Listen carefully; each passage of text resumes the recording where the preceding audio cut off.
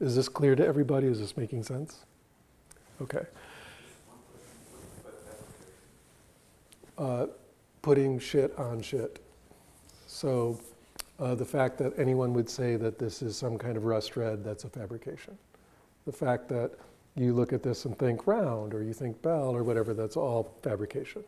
At the highest level of fabrication is concepts, but thinking this is a room is a fabrication. Okay, so we're constantly taking this stream of just raw perception that has no shape to it at all and putting it into innumerable boxes until it looks like something. Okay, that's fabrication. Yes. Yes. Are we on? Okay, since when? About now. Okay. Hello to the live stream. There were technical issues which we have now solved, I hope. So you've missed the secret teaching. So sorry. That cannot be repeated. But I will say that we're saying that going down the stack is increasing the contact with emptiness. Notice that I'm not saying there's this big moment of realizing emptiness that is like a giant moment, because it doesn't have to be that way. It can be this very slow progression of letting go, letting go, letting go, letting go, letting go, right? And they're understanding that what we're really trying to get at in meditation is seeing the emptiness, feeling the emptiness, being the emptiness, understanding that even awareness is empty, even emptiness is empty. This is the important part of this teaching for changing your life, for allowing radical freedom and radical love, right? Love and freedom, these are the goals of this practice. And the deeper you get into emptiness, the more of those two things arise, okay? Or are apparent, let's say. So, we've spent the last 3 weeks slowly going down the stack. And now we're at stage 4. So stage 4 is noticing the awareness itself. And, as we know, this is all like a gray scale. It's not like these are discrete stages, it's a continuum. And so we're just going to land somewhere in the awareness zone and do an awareness meditation. Okay, just awareness, awareness. Now we do these every Thursday night. We've done them every Thursday night for like almost a year. So this should be very familiar to you if you have come to class or watched the videos or whatever. Especially what we're going to do right now, just for 5 minutes or so. This is a practice of, I've never called it this in class. I usually call it dropping the ball, letting go of gripping or whatever. But if you think about it, it's letting go of grasping is what you're actually doing. It's literal grasping of the mind onto anything. You're just relaxing that. Okay, so notice this just drops you into letting go of grasping.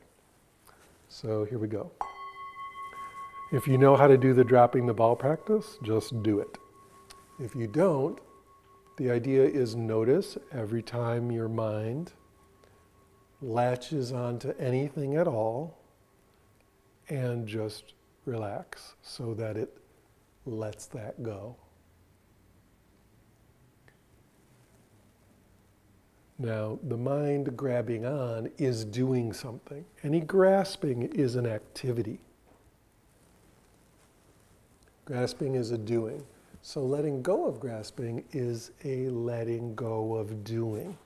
That's why in so many traditions this practice is called do nothing or shikantaza, which just means just sitting there. So in other words, if it feels like you're really doing something or trying to figure something out or really efforting, stop that. This is just a special kind of relaxing. It's relaxing any grasping. And what do I mean by grasping? I mean, if you're holding on to a thought, just relax the mind and the thought can float away. You're not pushing it away, you're not stopping it, you're just relaxing the gripping. If you're paying attention to anything, that's a kind of grabbing. So we're just letting go of that.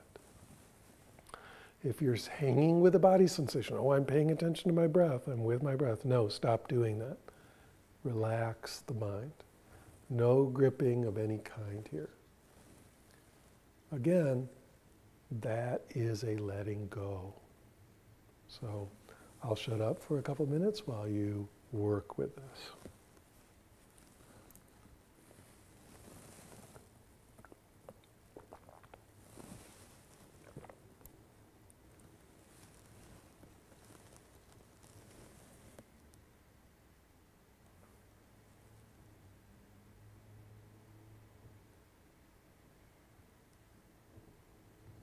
Remember, the idea here is that there's no resting place.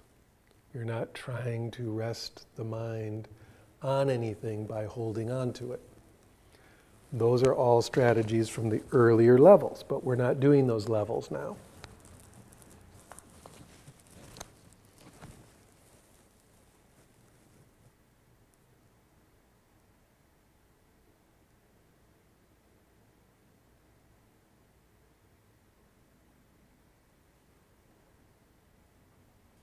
What if your mind didn't grasp anything? What if you did not fabricate at all?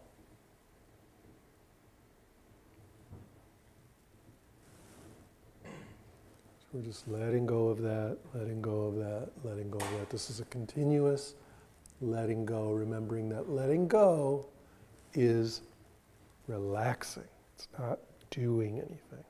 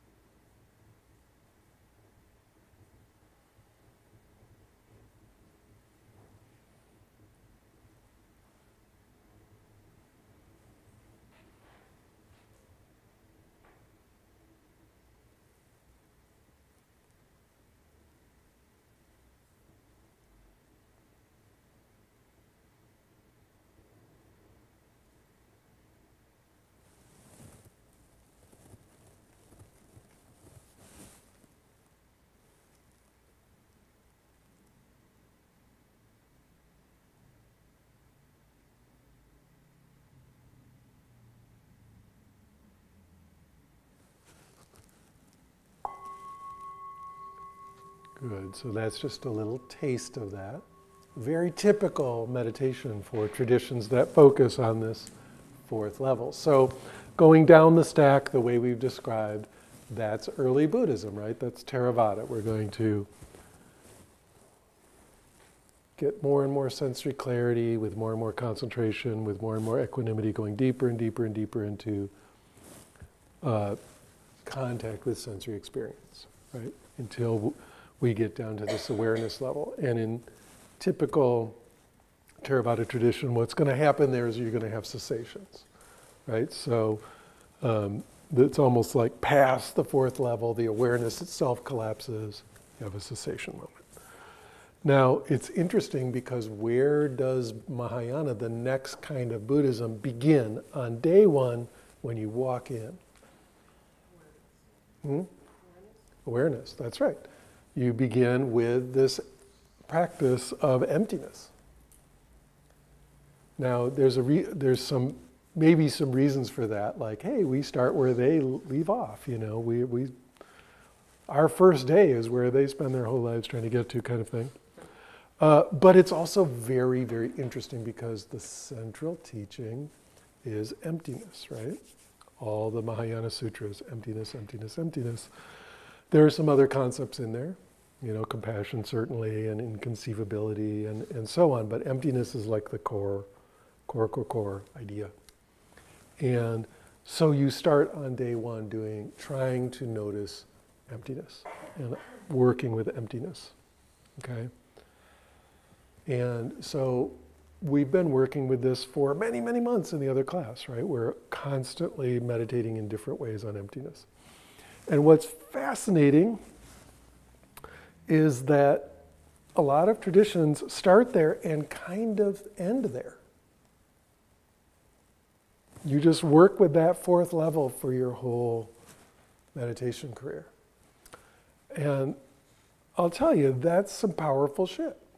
For example, it can be very normal and you're just continuously letting go, which is extremely powerful. But there can also be some weird kind of like Olympic level virtuosity stuff going on there. For example, what happens if we really have zero fabrication and zero clinging? Anybody? You disappear. Everything disappears. The sense base is shut off. So with your eyes open, there will just be nothing. With your ears listening, there will be nothing. With your body there will be nothing. The sense bases stop registering. They switch off. So, it's basically you experience it every night in deep sleep. Your sense base is shut off. Your eyes are there, but they're not seeing. Your ears are there, but they're not hearing. But you're not there for it, right? You don't remember it. And of course, one of the things that happens as you do this meditation a lot is you tend to wake up in your deep sleep and notice it. It happens all the time, and it's super awesome. But the sense base is shutting off. So in order to see anything at all, to experience anything at all, to even make the world happen even slightly, there's a little bit of grasping happening. There's a little bit of fabrication happening. Enough to make that experience. Right? So it's in a way empty all the way down. Okay? And that becomes very, very interesting to work with. So hanging out at the awareness level and doing most of the practices there is super powerful. So if you just sat for 30 years doing drop the ball over and over and over, a lot would happen. Okay? Even though in one way the idea is you're just going to sit there becoming more and more equanimous and kind of non-dual, eventually it starts going in some pretty intense directions, right? Even just sitting there dropping the ball. So that's what that's like. So early Buddhism, they're not even talking about emptiness, they're talking about impermanence, no self, and dukkha, and that's getting us further and further and further down, right? As we see the impermanence, as we see the constructedness of everything and how we're trying to hold it together and that causes suffering and all that, as we notice more and more of that and let more and more of that go, we end up down here, where things can be just absolutely disappearing and goneness can be happening. Very, very, very powerful. But let's say you didn't do all that. You didn't drill down that way. You walked into your Mahayana or Vajrayana Buddhism world and you started down at 4, just working on this emptiness thing, and you worked on that for a long time, meditating in the way we just did. There's an interesting thing you could do, which is go back up. Remember when I said on the first night, I said, as soon as I draw this thing, everyone just wants to go to the bottom. As soon as you make the scale, everyone is focused on going to the bottom. But number one, as I keep saying, there's really cool stuff at each level to do that's completely worth doing. But also, as soon as you get to the bottom, the thing to do is go back up. Why would you do that? Question, why would you do that? I imagine because you can contact each level with a lot more clarity if you're going from a base of just awareness. More clarity. What else? Yes? Talk up, Bharat. Because you have to deal with the real world and you are interacting with phenomena and it's...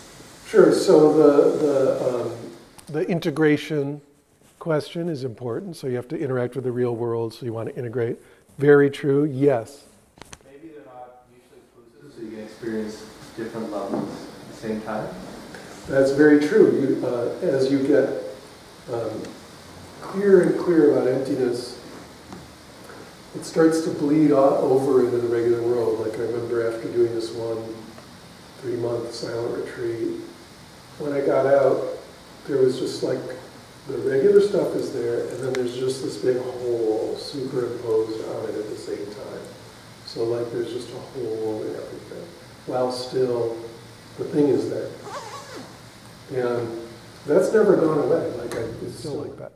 It's just there's just this big hole in everything, and that's the emptiness like shining through at the same time. So they're superimposed, right? Totally correct. Anything else? Yes. Reconstruct ourselves. In a way that's, I'm not sure the word for it. Let's say more effective, more loving, more beautiful, whatever, right? Absolutely. So after the self and world are deconstructed, we can reconstruct. Understanding their fundamental emptiness means they can be fundamentally changed. And we reconstruct and choose a better self. You get to really understand the moment before fabrication resting happens. Yep, but that happens on the way down too. But yes, you get to see the emptiness at each level. When you were going down, you might not have seen it. Or you saw enough to go to the next stage down. But once you contact it very deeply, at stage 4, it's really powerful to then go back to all those different parts of yourself, all those different ways of being and seeing and experience the world, and notice they're all empty. The waves and the vibration are empty. All those incredible tastes and colors and sounds and shape of that apple I'm always drawing on the board, all empty. Even the concepts, empty. So you bring the emptiness back to kind of re-understand everything in a new way. And that's like we could say a more total, this is like a totally wrong thing to say, but it's like a more total liberation. Because even all the stuff that seems completely non-liberated gets liberated. All these levels that we've been kind of trying to go past, we go back up and see the emptiness. And that is super powerful because, of course, it includes all the stuff you all said. Like we're integrating, we're doing all that, we're learning more deeply, but we're also doing what I call removing the lumps from the gravy. Very easy, for some values of easy, to get down to level 4 or to be good at level 4. Because it's possible to kind of, and this is just a funny thing that you realize that you kind of drilled a hole down there, or even if you started there, you've got this one spot where you're used to hanging out in the emptiness. But it might be just 1% of you, or 1% of experience. And of course, it's empty, so it's, in a way, covers everything, and it's life-changing to notice that. It's a big deal, and yet in terms of your world and your psychology and your interaction with other human beings and all that, maybe all of that is influenced by this, but you haven't learned to find the freedom in every one of those things. You've got this one spot that you can touch the freedom. But the goal is to see the freedom in all of it, in every bit, in your darkest, sickest, most fucked up, absolutely disgusting awfulness. Right in the center of that is this empty, perfect freedom, right? And that's this journey back up the stack where we're bringing the emptiness to everything, or to put it in a better way, noticing it, right? Just seeing it. So something that's really fascinating is going back to each of these levels and working with them in this totally new way from this understanding of emptiness. Is everyone with me? Anybody totally not get what I'm saying? Yes? Could the same thing be said of like going down from 1 to 2 and then bringing more aspects of like phenomenon back to concept, or going from like vibration and bringing more of that back to concept? Like, it doesn't have to be just emptiness. And you can kind of yeah, I mean, of course. And yet emptiness is the key to this. That's what we're trying to do. You're right, though. You know, you can understand phenomena in an interesting way, bringing wave to it, and so on. But the other way is true. Like doing analytical meditations on each of these, you know, concept meditations like we did in class 1. You can do those at every level. So it's very fascinating. There's a lot of different ways to work, and we're going to do a bunch of them tonight. So again, Theravada, we're going down, down, down, down, down, down, down. And it's interesting, you can understand the jhanas from this map, because the jhanas are progressively getting less and less physical, and to move to each jhana is just understanding the emptiness of the one before it will drop you into the next one, and so on. You know, we can understand all of Buddhism by seeing that it's a progression of emptiness down this stack, even though that would not have been said originally. You wouldn't have talked about it that way. In the entire Pali Canon, I think they use the word emptiness like twice. They're usually talking about anicca, anatta, dukkha, right? So later Buddhism kind of puts those all together into this grander concept of shunyata, or emptiness. What does shunya really mean? 0. It's just the number 0. So zeroness, shunyata, and what we would call emptiness. So this is the famous thing translated as the void. But of course, putting a the in front of it kind of ruins the whole thing, because the whole point of emptiness is that things aren't objects. So making it into the void, that's problematic. It's this non-fabricatedness. Okay? Everybody with me?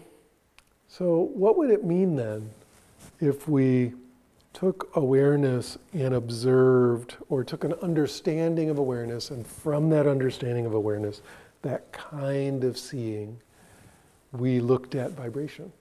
We looked at this vibratory impermanence. How would that work?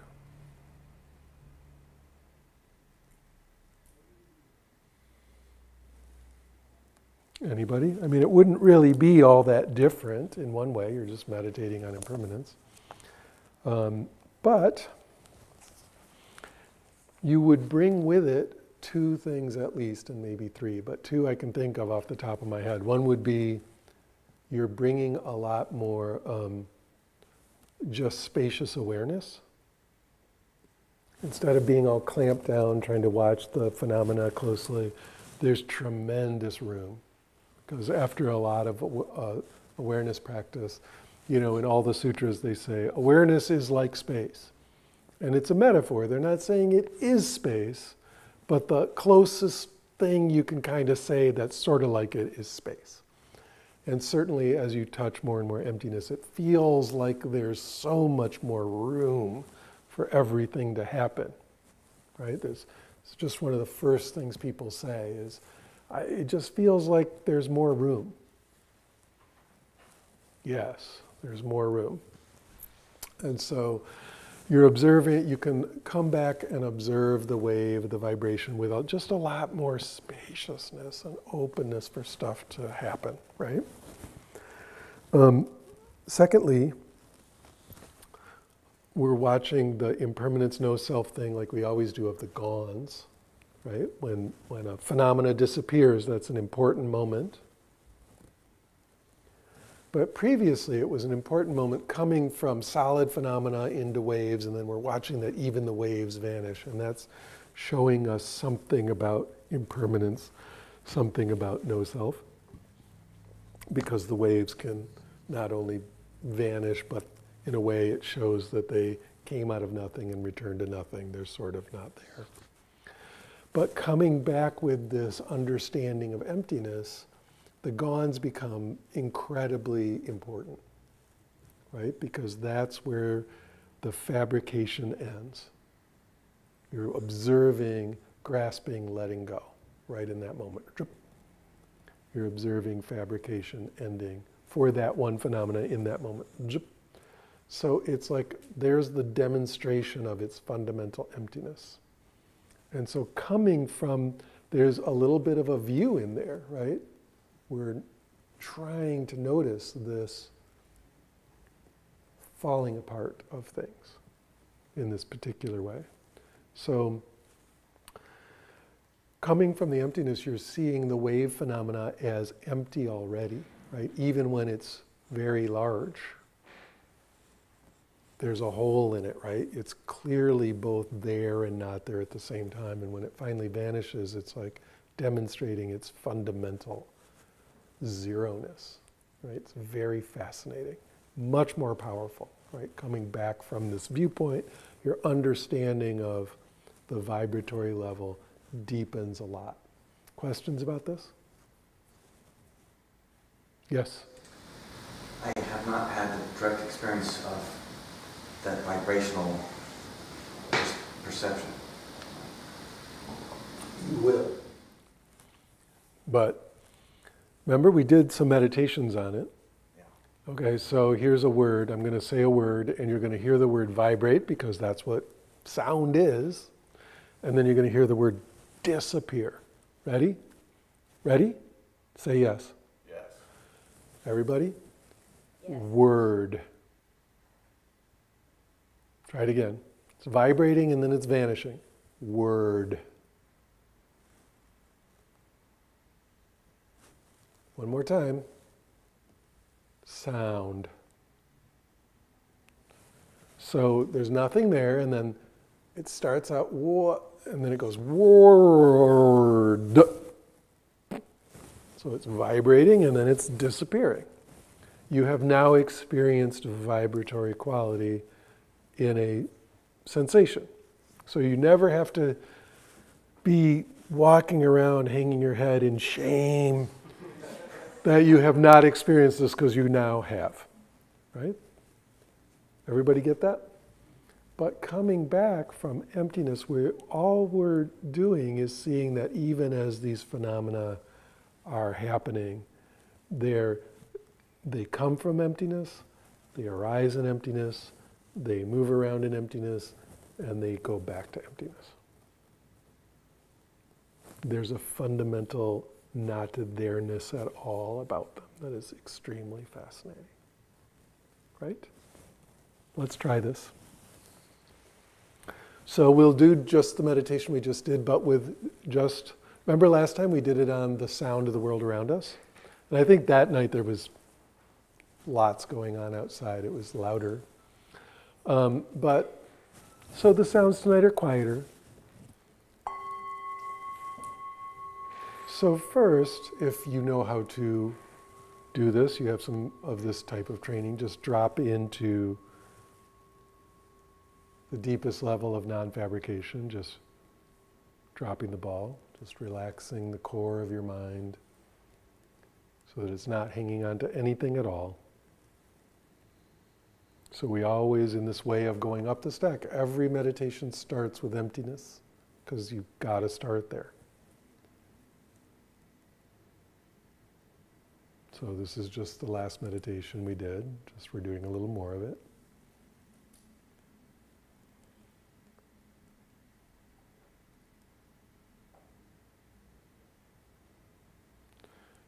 Good. Now, from that place of emptiness, listen to the sounds of the world around you.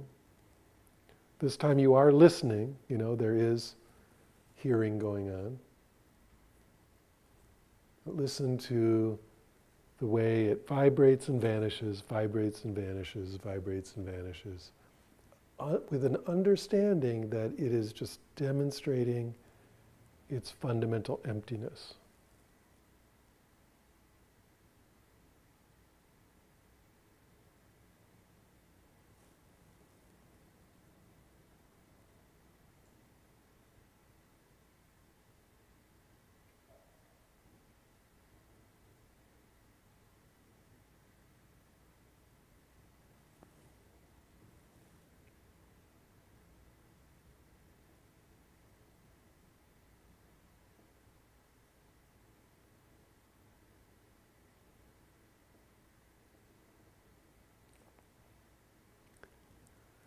Let's say you're hearing a hiss and your mind is going, well, that's just a continuous hiss.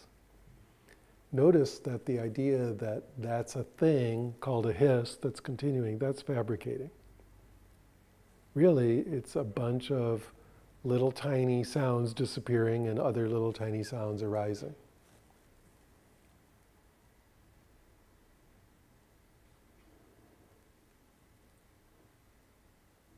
That's what a sound is.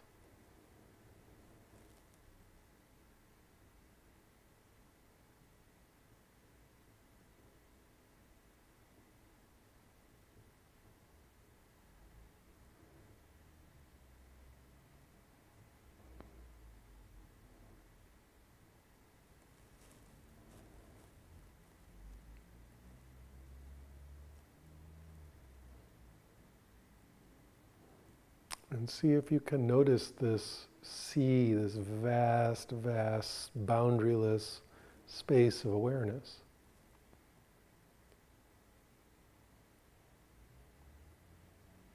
That in a way the sounds seem to come from and happen in and disappear back into.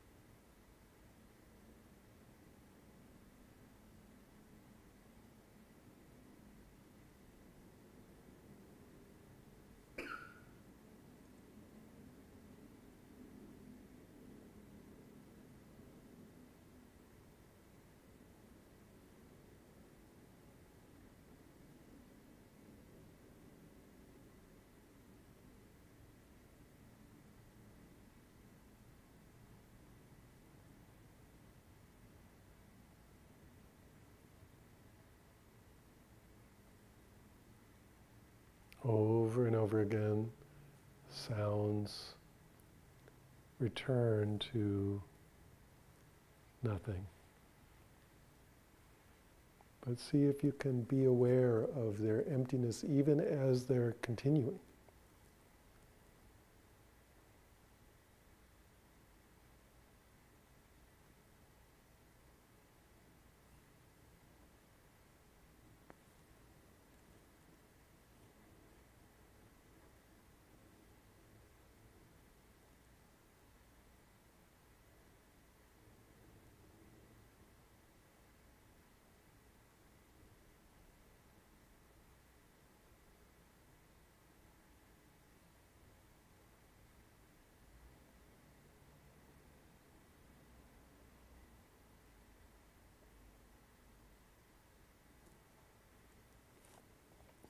And if you want to, you can go, instead of external sound, go to internal sound. Notice thought arising, if it's arising. You don't make it arise, but if it just happens to be arising, same thing. Watch it vanish over and over. And even as it's arising, even as it's sustaining, it's empty. Vibration, just there but not there, and then vanishing.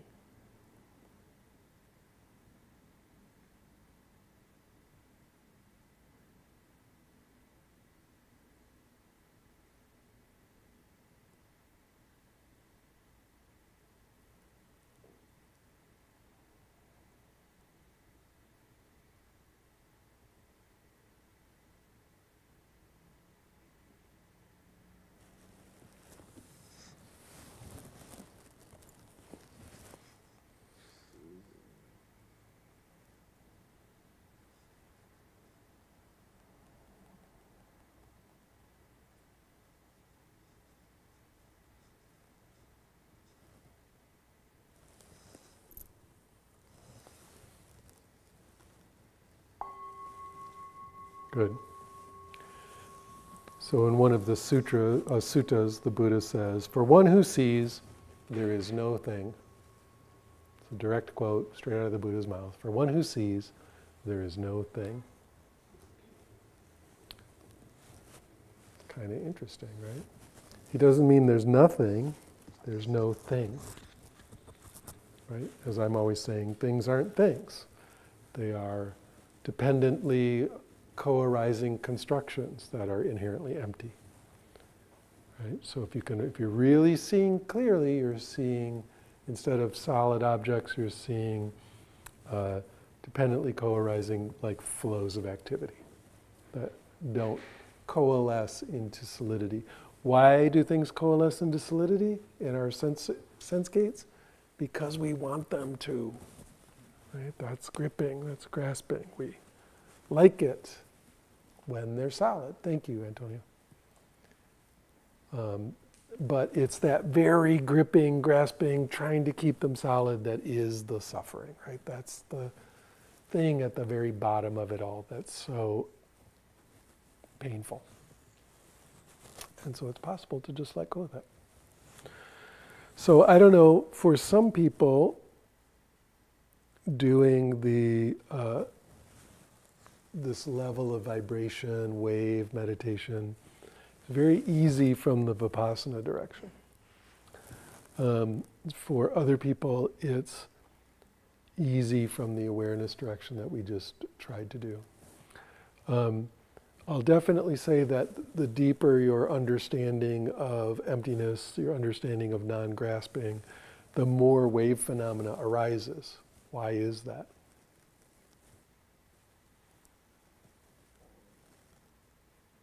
Noe. Attachment.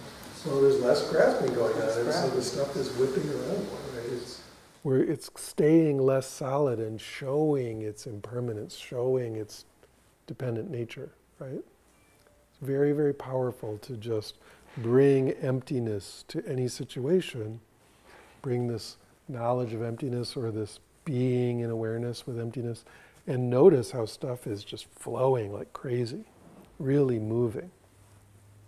Right? Yes?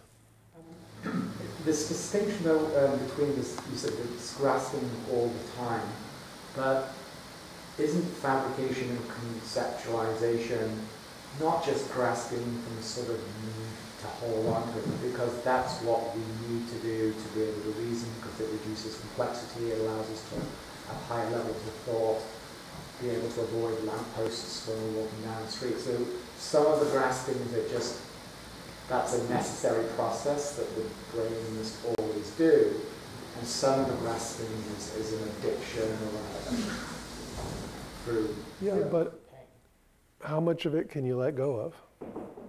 You should be able to choose all of it in the moment. That's right. If you can sit down, when you're not going to walk into a lamppost, sit down, can you notice 100% non-grasping or not? And if you can't, why not? Because you're addicted to every level of it at that point, right? So you actually, even the stuff that's necessary in one way is still, can you let go of it when you want to? That's the question. So, is this landing? Are you getting it? Making sense? If not, ask some questions. Yes? Always speak up, right? You're way back there. Okay. I want to clarify one thing before I ask the question, because I might have not understood what you said. So the clarification is, does this understanding of emptiness, last week when you talked about level 3, you said this is the equivalent to the insight of impermanence of phenomena, right? Is emptiness in another way the lack of self in any, there is nothing to identify with because it's fundamentally empty? Are these two equivalent understandings, or they're they are slightly different? They, in a rough and ready way, their impermanence and anatta and dukkha add up to shunyata, to emptiness. But it is slightly different because it's a bigger concept. It covers more stuff. It's more, not tonight, it's a long talk, but one is like Impermanence and impermanence and no self and suffering are, in a way, they're just things you're noticing in things. Emptiness is a thing you're noticing in things, but it's also a way of understanding everything. It's just a bigger thing. It's a bigger not thing. Okay, it covers more territory. Okay. In one way, to drop down the stack instead of drilling, smashing, laser beaming, becoming a jhana master, doing any of that, just relax, grasping. If you can find the grasping and relax it, drop right down. Right? That's what that first meditation we did, the dropping the ball, is about. You're just, in a way, noticing any gripping and just relaxing it. This is the funny thing is, and you can notice this in very deep meditation, that the senses don't just happen. Our kind of naive belief about it is, well, my eyes are open and shit just happens. I just see stuff. Oops. But actually it's a doing. There's a construction happening there. It's an action. And you can stop taking that action. It's kind of a subtle thing to notice, but it's like, you don't have to do it, that's for sure. And then the sense base shuts off. It's freaky. Yes?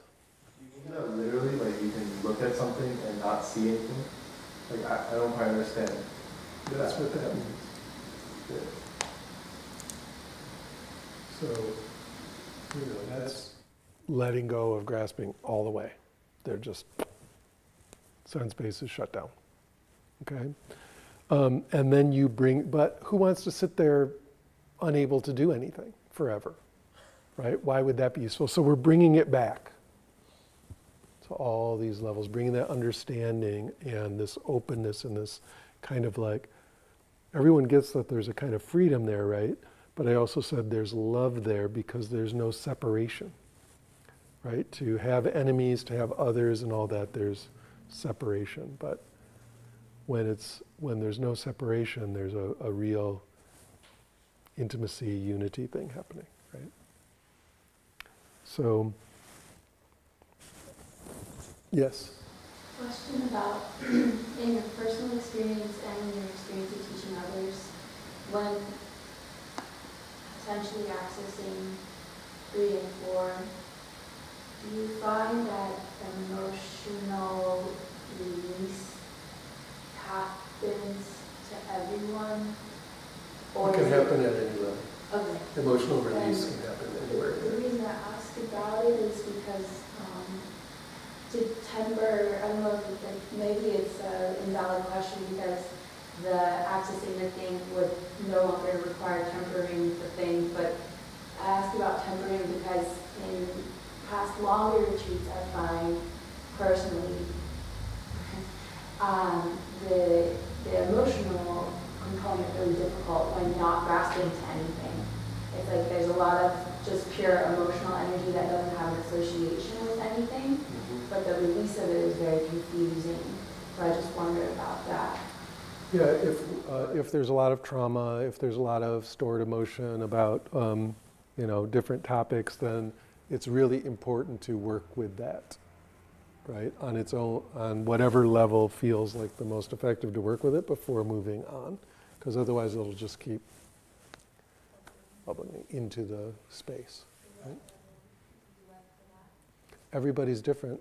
It just depends, right? If we're working real, like CBT or something, it's almost entirely up on the conceptual. A little bit in the body, but way conceptual. And that's super effective. So we could go on, but it's just find out where the sweet spot for releasing that stuff is and then do that, and then it's much easier to go lower.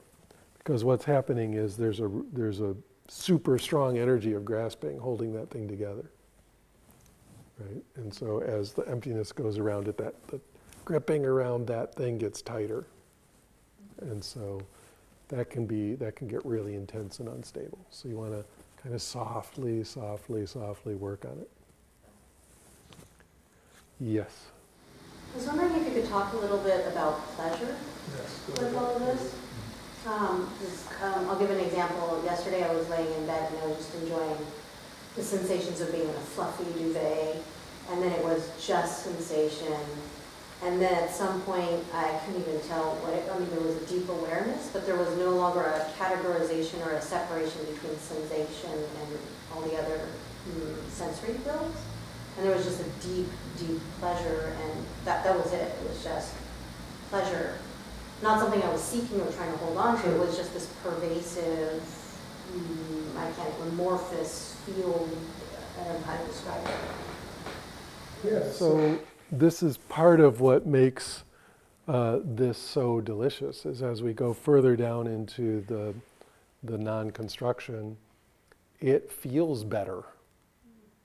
You know, sometimes it can be quite neutral, but sometimes that letting go and just letting, especially at the wave vibration level, just vibratory phenomena in any sense gate, after it smooths out, there can be a period where it's really rough, as there's a lot of lumps in the gravy, like when a frozen river breaks up and there's still big pieces of ice.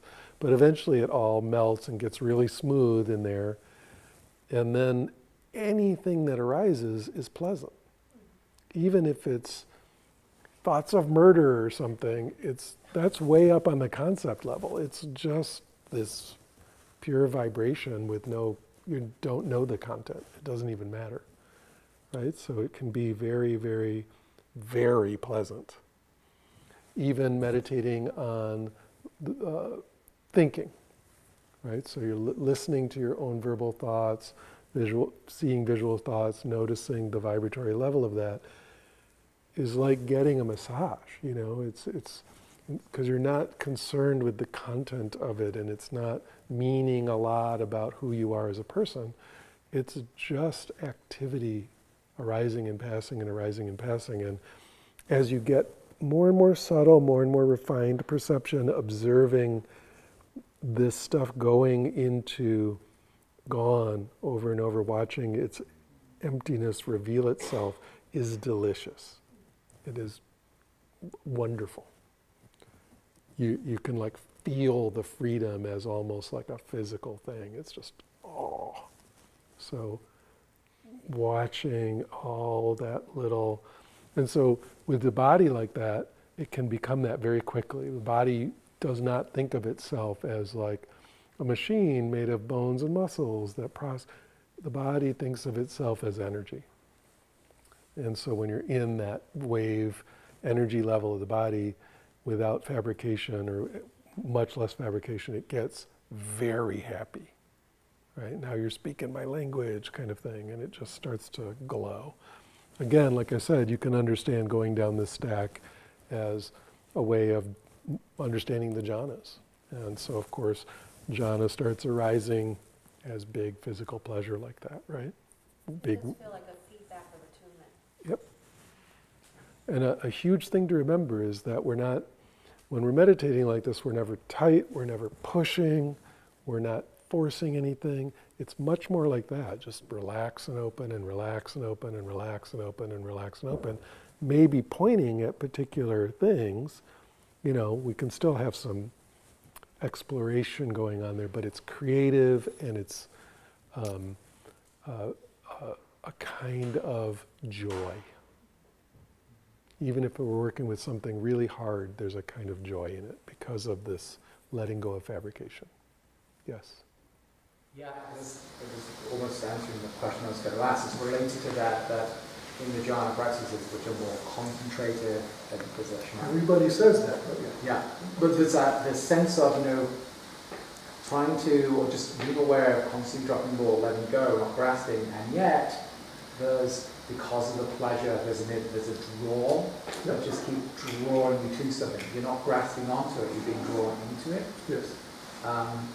And so the thing that I is when that's happening, that happens automatically. So if there's anything to be, the effort, if anything, is the effort always to not grasp as opposed to move attention to what's pleasant? They both have their role, but most people are so focused on the focus, so stuck on the concentration part, that they're forgetting that it's about letting go of grasping and refining. The real work is in the subtlety, not just keeping the thing on the thing, right? It's really easy to just stay focused on something and never explore the thing. No, I'm just bringing my mind back to it. You know, I'm perfectly focused, but nothing's happening, right? So we want to open up that subtlety and investigation and play and relaxation. That's so important, right? Okay, so I'm going to talk some more because we're almost done here. It's crazy how fast these classes go. So moving back up to phenomena. Phenomena is interesting to notice with emptiness. Because think about it, we took this idea of an apple and we noticed all these qualities about it. It's red and green and yellow and it's kind of round and it's got a stem and it sounds like this and it tastes like that and it kind of feels this way in my hands and all that, all these different qualities. But notice what that does, right? That's like a demonstration of the fact that one way we can think of emptiness is that it's co-arising. Nothing can exist in itself. It's a coming together of things. There's no such thing as an apple that just exists because it's an apple. It takes a lot of things coming together. All the elements, all the sunlight, all the bees that pollinated the flowers, all the ground and the worms and the sunlight and the water, and everything has to come together for an apple to co-arise. And for an apple to co-arise in your mind, in perception, there even has to be a perceiver there, right? So, where's the apple in all that? Right? It's just a convenient name we're putting on a whole bunch of stuff coming together. And if you took any of those pieces out, even one, it all falls apart. It all instantly falls apart. So let's try a meditation like this. And we'll do it on, what I want you to do is pick a body sensation and just do Vipassana on the body sensation. So you're feeling it, the size, the shape, the pressure, the density, all that kind of stuff. Go ahead and meditate. And feel the body sensation. But we're doing it from this other direction of understanding this spacious awareness that it's arising in. So we're never just drilling down on just the sensation. We're always aware of all that room around it and all the awareness within it and around it. We're aware of its emptiness, that it is constructed out of all these different flavors. So you're feeling, let's say, the location. You're feeling the size. You're feeling the three-dimensional shape. You're feeling the pressure, the density, all these different things you're feeling about that sensation. And notice that as you contact those more deeply, the sensation itself is gone. It ceases to be a thing. Actually, it never was a thing, but we were making it a thing, and as we notice, it is actually just a constellation of co-arising components.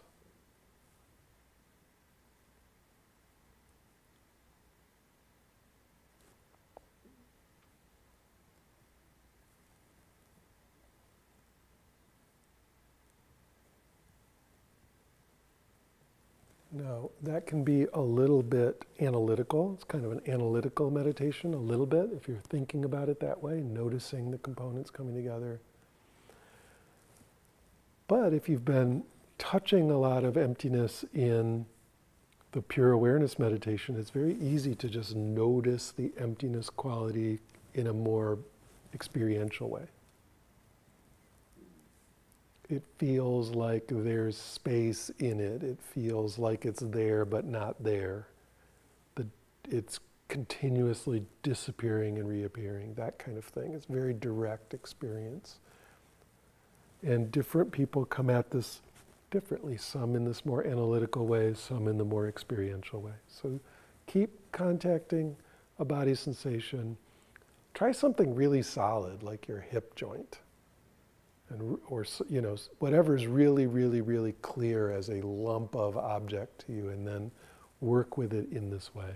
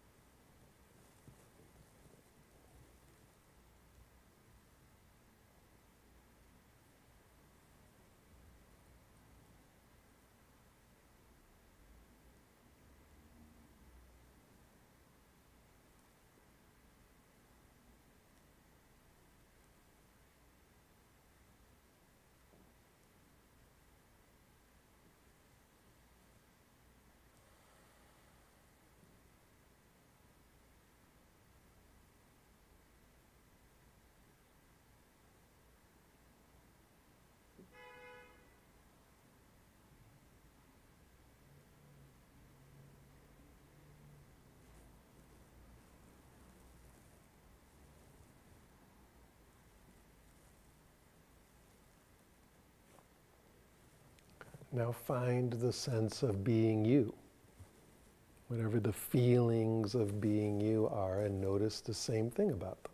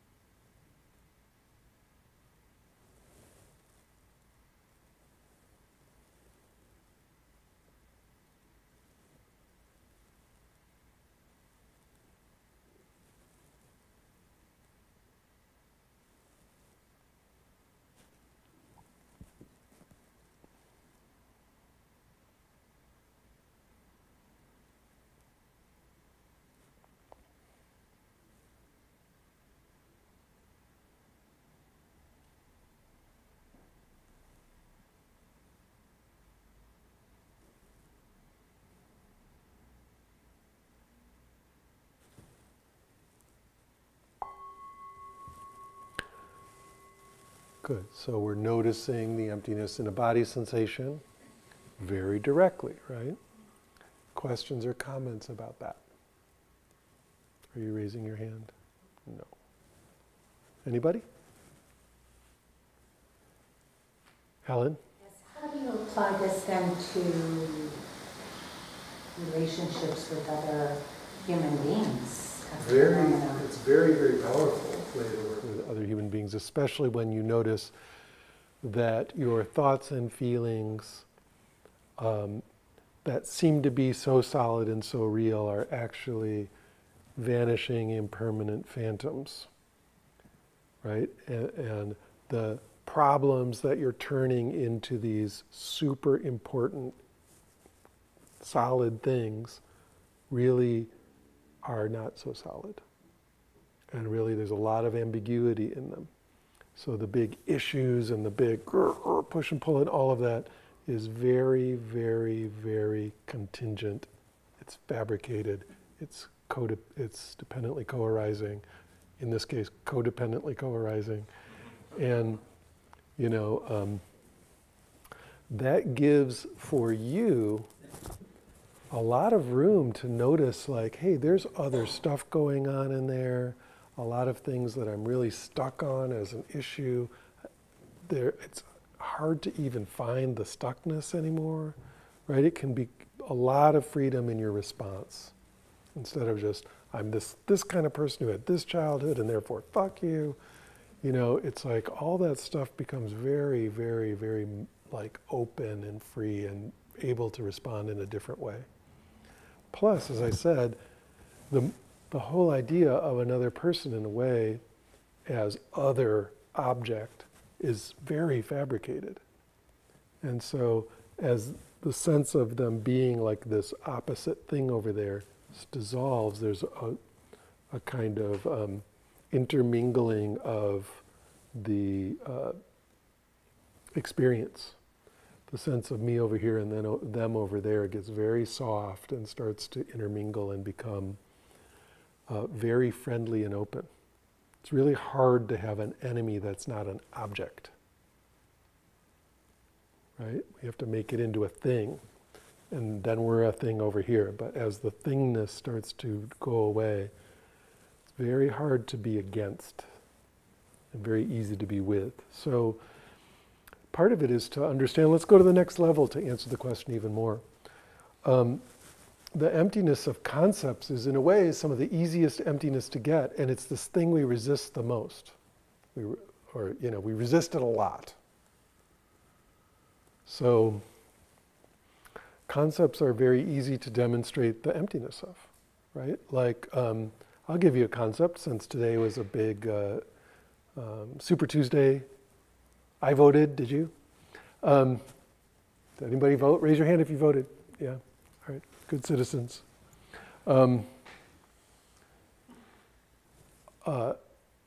Show me California. What is California?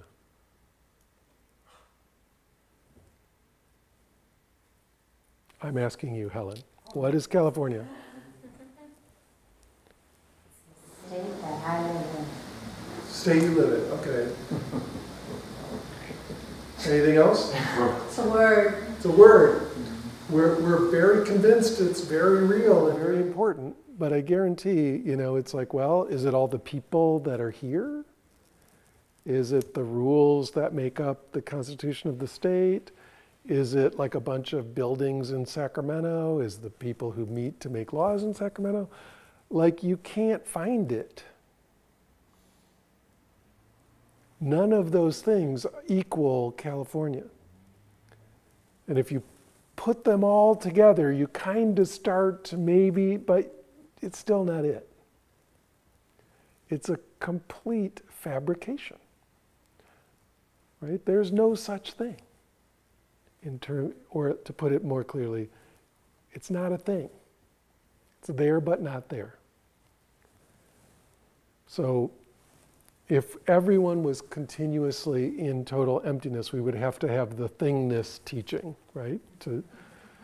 But instead we talk about emptiness a lot as the antidote, because it's not that we're trying to annihilate everything and make it go away and say it doesn't exist. It's that you have to see that it's both there and not there, and it's not solid in the way you think it is. We can take every one of our most dearest concepts, and you can't find the thing, right? It does not exist in the way we think it does. And so when we're working with another person,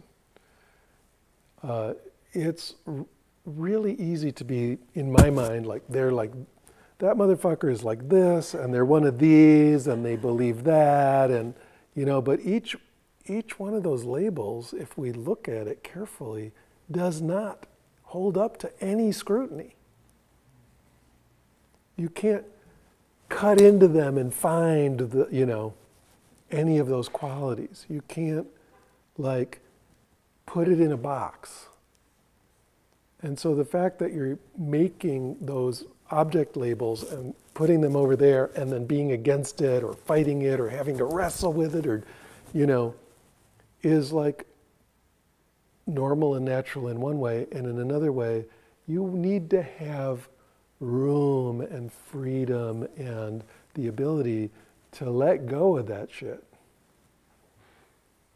And just be back to, this experience in the moment, right? Or this experience of this other being who is maybe not even another being. Maybe we're one being, right? So notice that almost all your problems, this is the concept level is really important for human beings. Tons of what the problem is a constellation of concepts that when we look at them don't hold up. They certainly don't have independent existence. They depend on a whole bunch of other concepts. You go to the dictionary, you try to look up a word, it's defined as other words. Where's the original word that you can, reduce all of them back to? Yeah, sorry. It doesn't do that. And it's the same thing with all our concepts. And it's a really powerful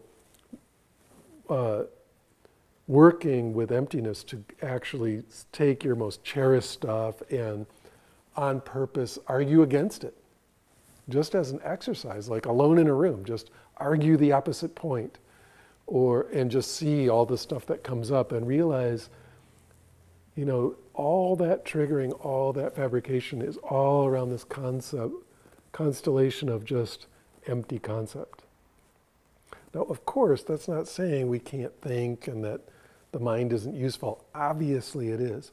But wherever it's causing a huge problem, it's very interesting to be able to relax and open and just suddenly have a moment of freedom in the middle of all that.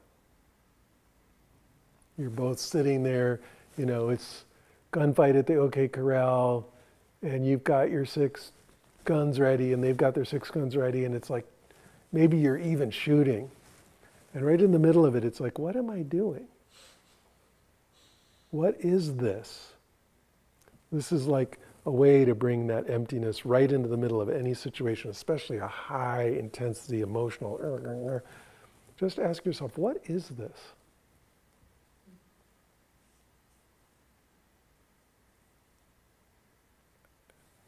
And just for a second, don't know, right? Whatever answer comes right up, just drop that one, and just for a second, don't know. What is this right now? And something different will come through because you're coming out of the lockness of concepts fighting concepts. So let's try this for a minute.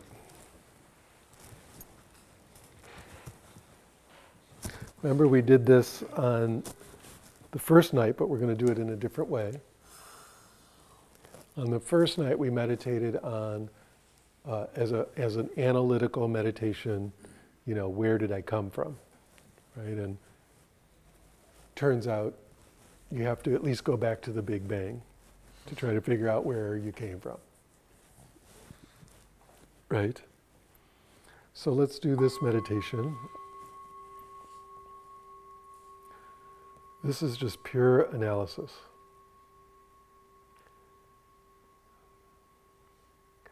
Take the question, who am I? And really, in an analytical way, using your mind, instead of just dropping into emptiness with it, which is the normal way to do inquiry, we're going to do analytical inquiry. Who am I? And so, I am Michael Taft. Well, those are just some sounds. So what does that mean? Okay, let's go back to the question, who am I? Well, I was born in Battle Creek, Michigan. Well, okay, what's that? You work with that for a while, turns out that falls apart, right? You just keep doing it.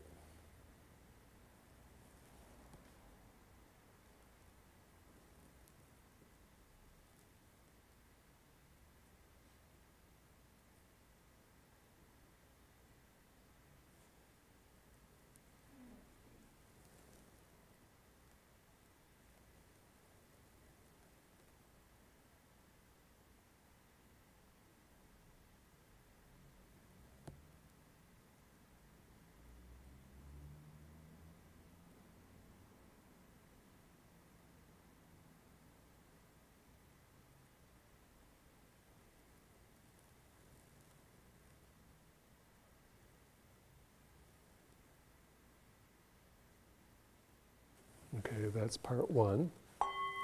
Part two, we're going to do something different. I want you to take your most cherished idea and see if you can see the emptiness of it. And if you don't know which one is the most, people get twisted up. I don't know which one's, just take one that you really care about. And can you simultaneously care about it and see its emptiness?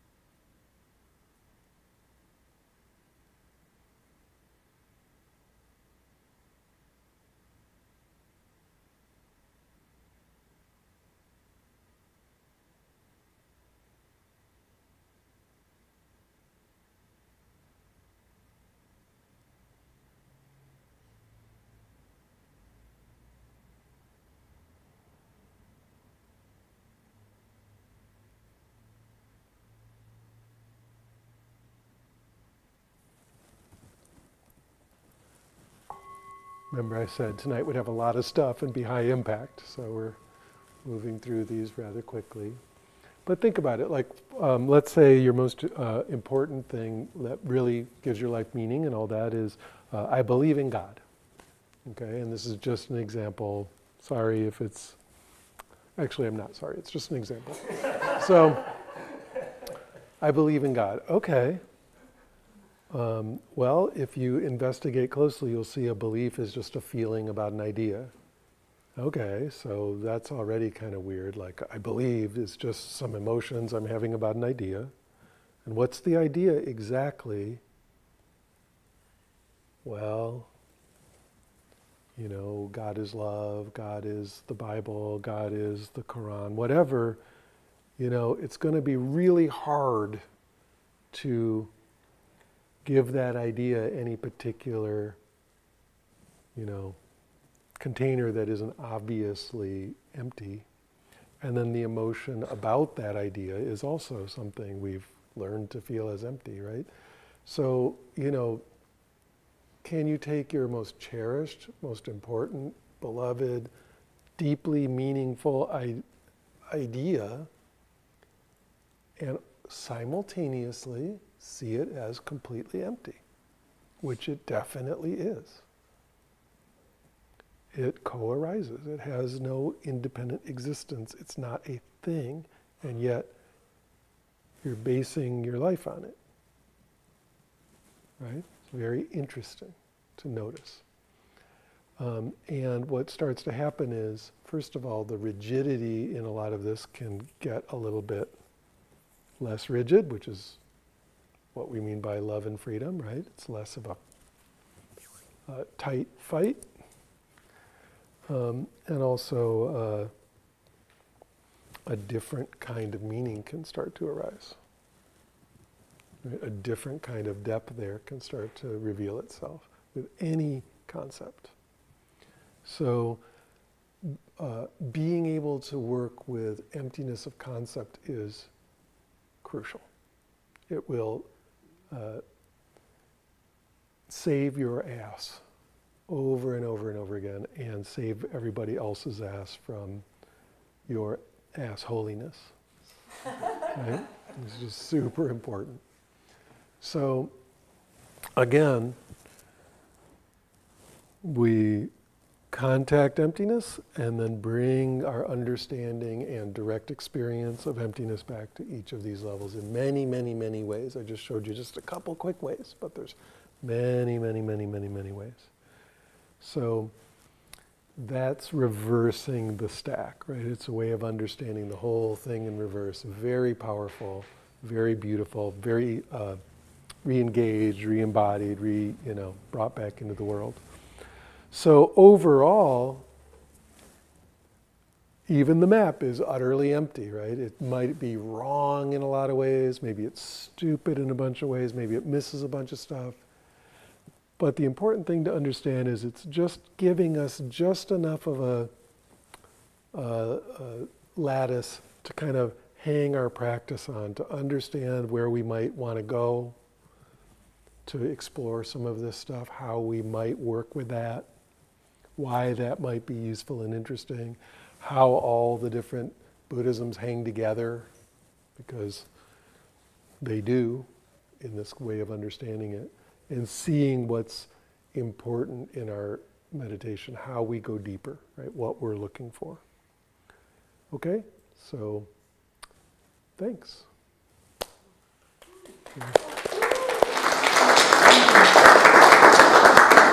We obviously need years to really talk about this, but that's the quick version, the 4-week version. Good, so why don't we end there, and then I'll take further questions and comments. But if you need to leave, please go ahead and leave. Are we going to do SFDC announcements? Sure thing. Let's do that.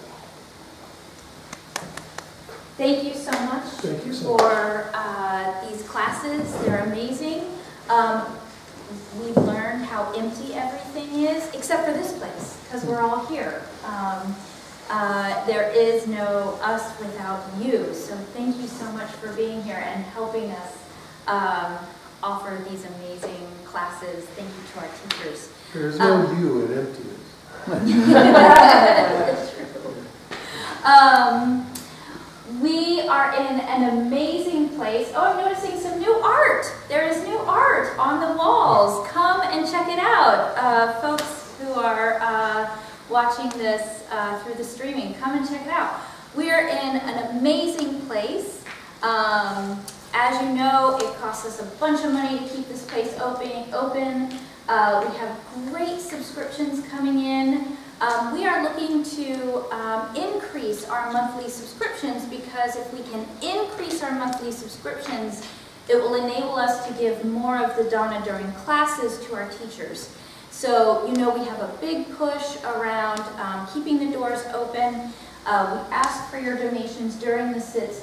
Consider becoming a monthly subscriber so that the money we collect during classes can go back to our teachers. More of it can go to our teachers. You can sign up to be a monthly donor on our website. That's the best place to do it. If you want to give dana for this class, or you want to give dana to our other classes, PayPal, Venmo, we take cash. Thank you so much for your generous donations. We have amazing classes coming up.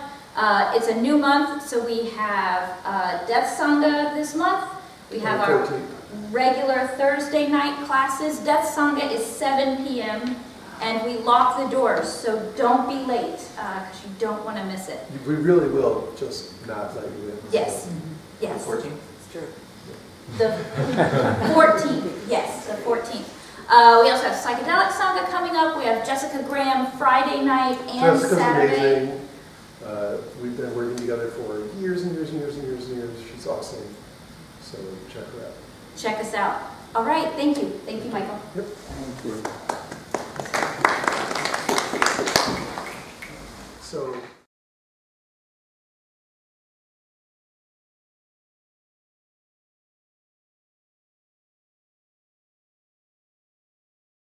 This stack, and then like psychedelics. Seeing there's some kind of you know, since the human brain is the human brain, in one way you're going to find out the same stuff however you do it. One of the possibilities with a stack like this is that, especially on the level of phenomena, but really on all the levels, think about the horizontal dimension. I've only been describing a vertical dimension, but there's a horizontal dimension also of just more and more stuff you're exploring. And so, I've certainly done enough psychedelics for 100 other people, right? And one thing I've noticed is that a lot of folks go down to the phenomena level, like, wow, this is so fucking cool, and then just sort of go sideways forever. Like just keep taking it and keep seeing cool shit, but there's no deepening because, they're getting involved in the trippiness of the phenomena. And so, understanding that going to, and of course, sometimes it's just a matter of a bigger dose, but going to the vibration at level, it's all trails and the walls moving, right? And then just raw awareness, and sometimes even cessations happening is possible. Yeah. So the same thing applies for what we would call, what Shinzen calls like the realms of power, or spirituality that is about like magic or about dealing with angels and demons or entities or all that. That stuff is somewhere between level 2 and level 3. You really can get into that material. But notice, as soon as you start getting all involved in that, I'm, contacting my holy guardian angel and getting all into psychic, necromancy or whatever, I'm just going sideways. Now I'm going out into that territory further and further and further and further, which is cool. But am I also dropping down? We don't want to get so involved that we only go horizontally and not vertically. So that's the question with psychedelics. That's the question with every kind of cool thing about, psychic, magic, weirdness stuff, new age stuff. All that is that you can just go horizontal forever. Yes? And one more nuance to that. I mean, this question's it's kind of like you summed up the entire series of class, but I guess the difference between going horizontally and vertically, is it just that intention of just kind of letting go and just going You're deeper? working on concentration, sensory clarity, equanimity, noticing impermanence, no self-dukkha, letting go of grasping and fabrication, and fundamentally understanding emptiness, and then seeing the emptiness much more fully, much more deeply, forever. Yeah. You mentioned something about like cessation or like what's after just pure awareness. Cessation. What does that mean? It means cessation. Awareness shuts off. Yes. My question is essentially like, where does one go from here? Like, let's say you have plasma practice already, you introduced like a lot of different meditations on particular parts. How do you sort of have your students sort of integrate things like that with the main sort of backbone of practice? Is it like, every day you're like, all right, I guess today I'll do like meditation on this sort of like way like phenomena as my focus. Yeah, like you introduce like a lot of different practices that can be kind of overwhelming. Like I have only six like shoot them up. You got to figure out what your goals are exactly, and then where you're at exactly, and then we start figuring out what are the most interesting things right there at that spot. So it's very individual. The model of we're all going to go to a retreat and all do the same meditation and all have the, that's a industrial revolution model, of enlightenment factories, and every object is the same. And it just doesn't work. Everybody's practice is utterly individual. Even though we're going to see some similar stuff, how we go there is very, very, very personal. Yes? Could it be considered bypassing if, say, you're staying at the normal level and it's painful to develop equanimity there, but you could just bypass that by just dissolving that? What do you think? I've done both, and I don't know. I mean, it's confused myself where I should. Yeah, it's only bypassing if it, okay,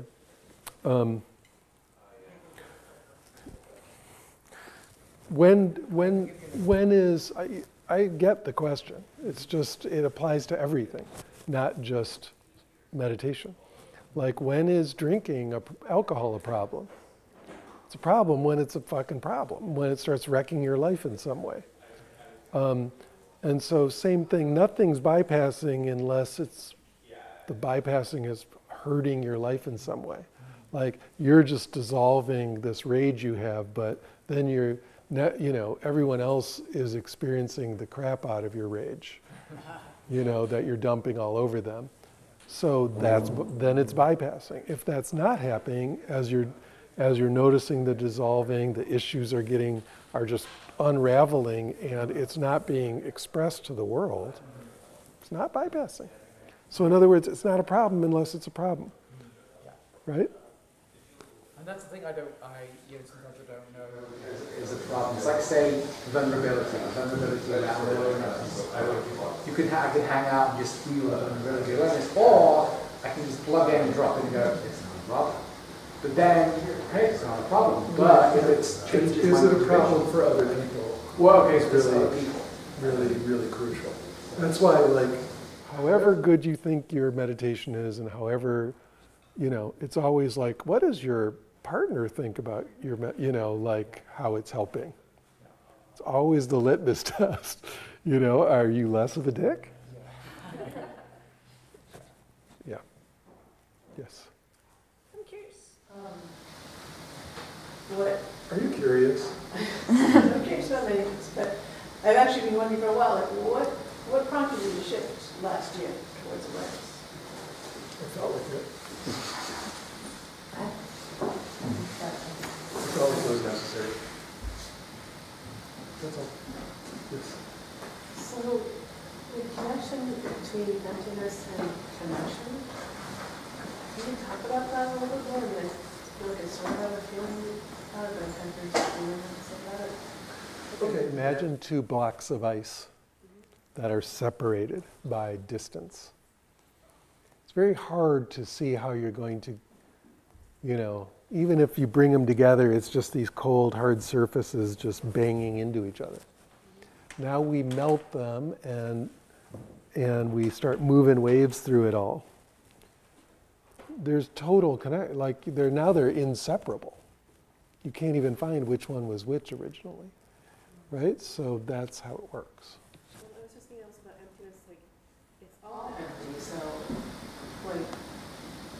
I'm empty, you're empty, everything's empty, so we're connected kind of in that way, too? That's what I just said. Okay, all right. Yes. Okay. We're agreeing. Meditation on your most important thought. The thing you believe in the most.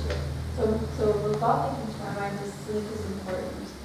And I tried to argue it. I thought, well, there's some people that don't need sleep medically. Like, there was this one woman in China, and she would fall asleep with her eye. She was still doing stuff, but her brain was like she was sleeping.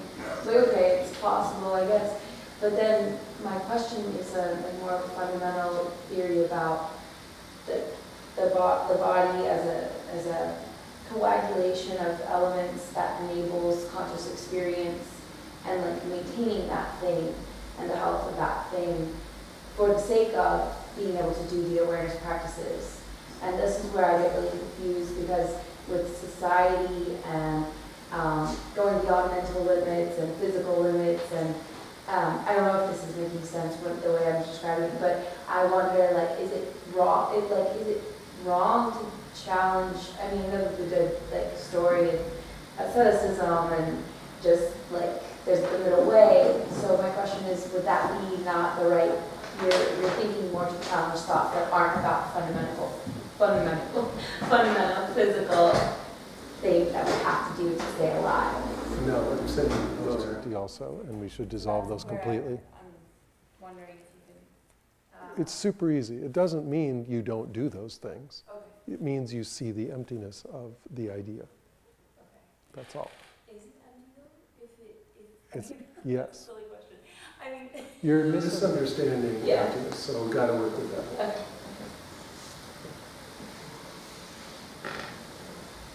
Right. And first, thank you for the class. I hope you Thanks do for showing up. Yeah, I hope you do a longer version of this. I had a question about my practice. I don't know at what level this is, but I think it's at level 3 because you talked a lot about impermanence at this level. I noticed that I find the recognizing things are impermanent when they are unpleasant. But sometimes I remember when things are very pleasant that this is impermanent and it's going to go away, and that I feel an aversion or a... That's grasping. Yes. I don't want it to go away.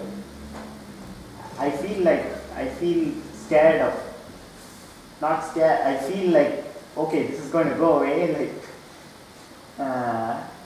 What's your question? Because there's a bunch of things I could address in there. So my question is the valence of this, like at the bottom of all phenomena, if it is all empty, is there a positive valence to this, or is it neutral in nature?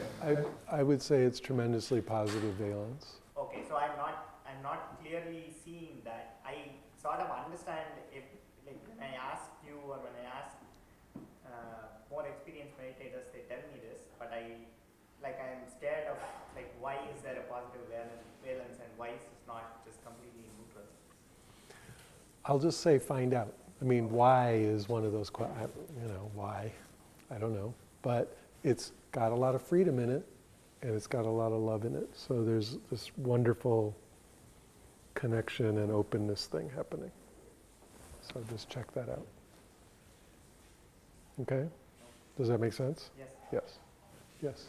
I have a question. I think you kind of touched on this in the last class, but what is in this model, what is the concept of what would where does the idea of enlightenment fit in? Is that hitting the...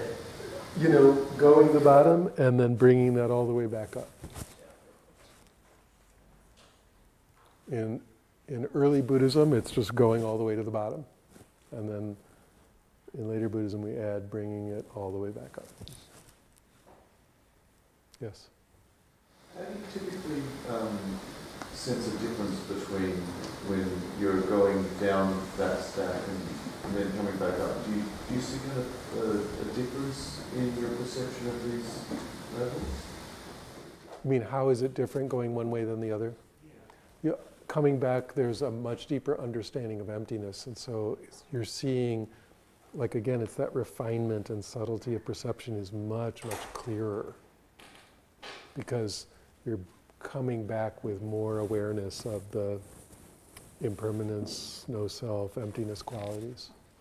It's very powerful, right? Yeah.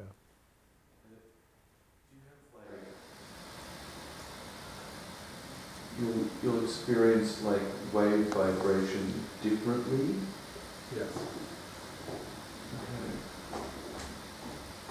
More subtly, with more refinement, more clarity. Okay. Less clinging, less grasping, less fabrication. Yeah. Would non-duality also be a way to describe Rule 4? Non-duality means no fabrication. So, depends, because 4 is not monolithic, right? It's a gradient, but in there, one of the things is you're not doing that duality fabrication thing. Everybody happy? Yes, what's your name? Arya? Arya. Is non-duality the same as seeing the whole in things? It's even further than that.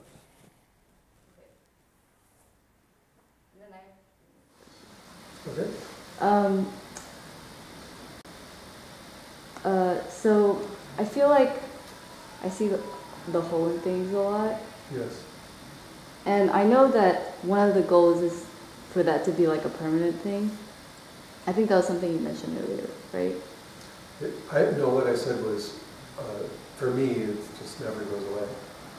So if you're doing something that you aren't mindful of, how do you know that that experience is present or not? I mean, if someone hits you on the head with a hammer, how do you know you're alive? Like, it's a funny question. It's a funny question. I'm not exactly sure what you're asking.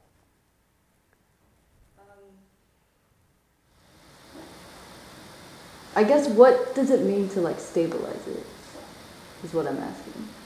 To have instant access at any time if you want it. It might not be apparent at every moment, but if you need it, want it, feel like having it be apparent, it's totally instantly apparent. But you're right, there could be moments when you're not in touch with that. Okay, but if you can instantly be in touch with it, no problem. Make sense? Yeah. So stabilization, I always say it's the depth and the breadth. So it's deeper, but it's also contacting more of life, and then more continuously. Okay? So there's different types of stabilization.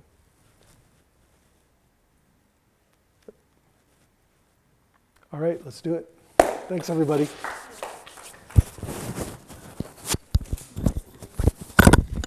Thank you. No, it's been great.